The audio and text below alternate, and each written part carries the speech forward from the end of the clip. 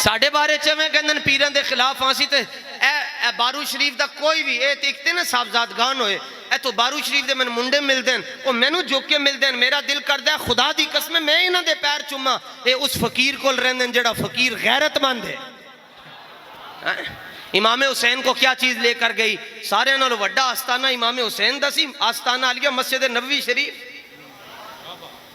आस्ताना आलिया मस्जिद नबवी शरीफ। और बल्कि जब आप इमामुल अंबिया ने असर की नमाज पढ़ाई तो इमाम हुसैन की उम्र 6 साल थी।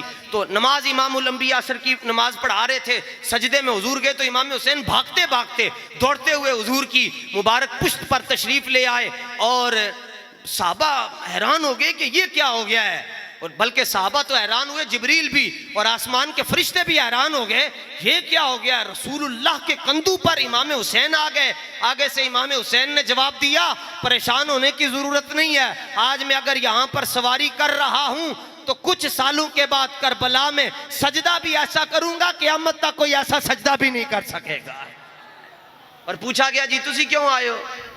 इमाम हुसैन से सवाल किया गया, आपने फरमाया हज़रत इब्राहीम क्यों आपने अपने बेटे की गर्दन पर छुरी क्यों रखी? उनका जी उन्होंने ख्वाब देखा था। फरमाया मैंने भी ख्वाब देखा है।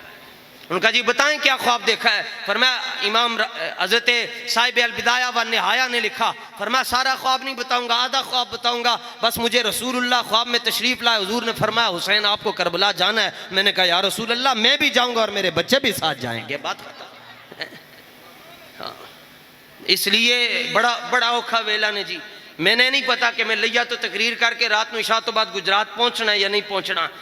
बड़ा औखा वेला ने वो वेला आ गया जिथे हुजूर दी इज्जत के मसले ते इख्तिलाफ हो गया है, जबकि रसूल पाक ने फरमाया था मेरी इज्जत के मसले कदी 2 बकरियां भी इख्तिलाफ नहीं करनगियां, 2 बकरियां भी इख्तिलाफ नहीं करनगियां। असी अज नहीं तो कल, कल नहीं तो परसों मर जाना है। कौन पीछे आंदा है? वेखो जितनी बारिशां हुई कब्रिस्तान की हालत की हो चुकी है।